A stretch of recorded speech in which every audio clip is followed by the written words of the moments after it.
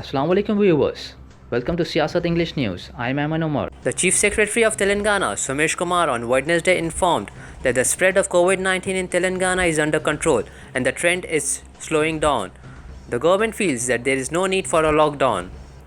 However, the cabinet will take a final decision about the present situation and the lockdown related issues. Briefing media persons at a conference, he said the situation in Telangana is better compared to other states.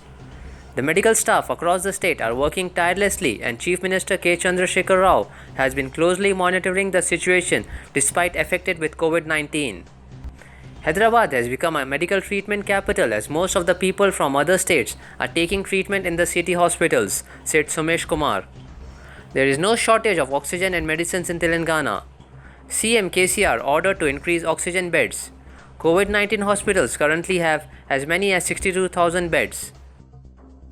Telangana Chief Minister K. Chandrasekhar Rao is likely to make a major reshuffle of Indian Administrative Service officers in the state, reports have said.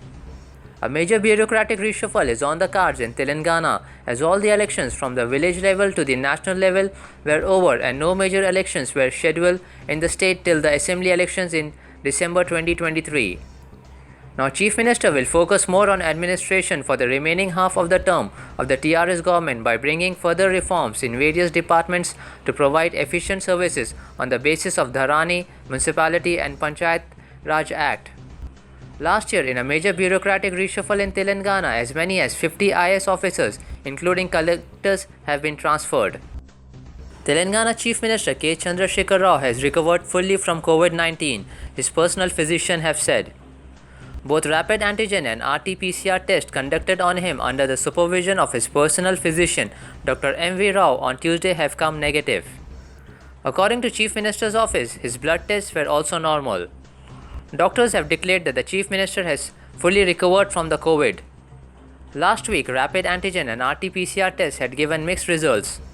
Chandrasekhar Rao, who had been in isolation since 19th of April when he was found infected by COVID-19, tested negative on 8th of April when antigen test was conducted. However, RT-PCR tests had not thrown any definite result. Senior Congress leader Kapil Sibal criticized the Prime Minister Narendra Modi-led central government over its handling of the second wave of the COVID-19 pandemic, saying the way centre ignored the warnings and went ahead with political rallies and Kumbh has shown the world how such a pandemic should not be handled. Speaking to ANI, Sibal further said Prime Minister Modi should apologize to the nation. Assembly elections in 4 states and a union territory, Assam, West Bengal, Kerala, Tamil Nadu and Puducherry, were held in April, while the month-long Kumbh Mela was also organized in Haridwar last month. The central government thought that the COVID-19 pandemic has ended and that they were also applauded by the World Economic Forum. However, they didn't know that there would come a stage when there would be no testing and there would be no oxygen, said the senior Congress leader. In a major ruling which could have a far-reaching impact on the societal aspects of Marathas, the Supreme Court on Wednesday struck down the reservation in government jobs and educational institutions for the Maratha community brought in by the Maharashtra government in 2018, saying it exceeded the 50% cap imposed earlier. A 5-judge constitution bench of the top court, comprising Justices Ashok Bhushan, L. Nageshwar Rao, S. Abdul Nazir, Hemant Gupta and Ravindra Bhatt, pronounced its judgment today. The Supreme Court said that the people from Maratha community cannot be declared as educationally and socially backward community to bring them within the reserved category. The Supreme Court in its judgment said that there was no valid ground to breach 50% reservation while granting Maratha reservation. Veteran Congress leader Kamal Nath on Wednesday described West Bengal Chief Minister Mamata Banerjee as a leader of the country who defeated all her opponents, including Prime Minister Narendra Modi and central agencies like the CBI and the ED in the recently held assembly elections in West Bengal. When asked by reporters on the possibility of the TMC Supremo being pitted against the Prime Minister in the 2024 Lok Sabha elections, the Madhya Pradesh Congress president said the United Progressive Alliance would decide its electoral phase at an appropriate time. Banerjee is the leader of our country today. She has become the Chief Minister of West Bengal for the 3rd time in a row. She has reached this stage after a tough fight in the unprecedented assembly elections, he said. Kamal Nath said Banerjee had to fight against the central government, PM Modi, his ministers, as well as the CBI, the Enforcement Directorate, and the Income Tax Department.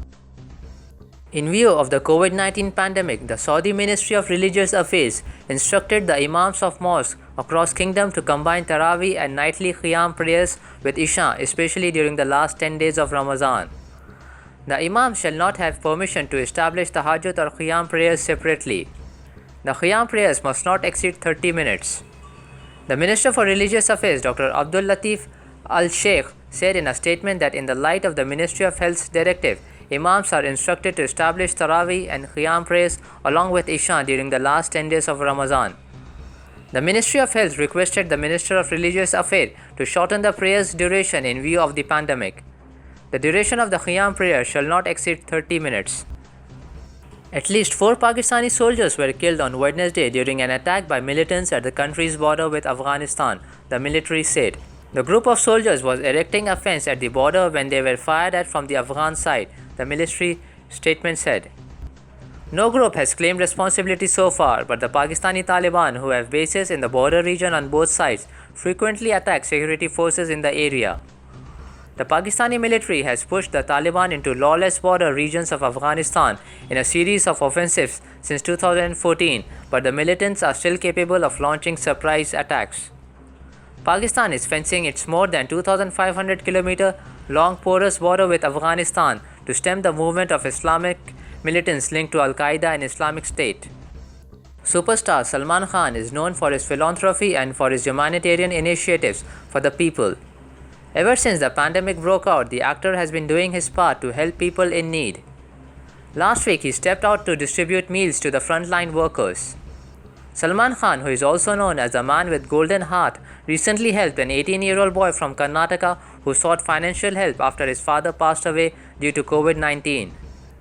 Yuva Sena leader Rahul N. Kanal, who is working in collaboration with Salman Khan, told Times of India that they have provided ration and educational equipment to the young boy.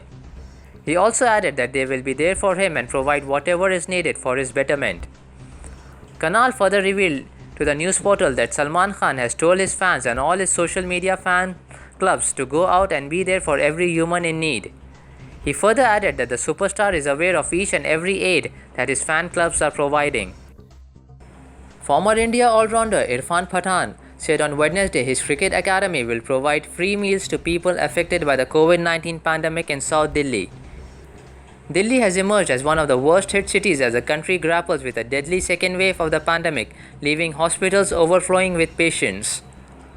While the nation is in the midst of the second wave of COVID-19, it becomes our responsibility to come together and assist the people in need.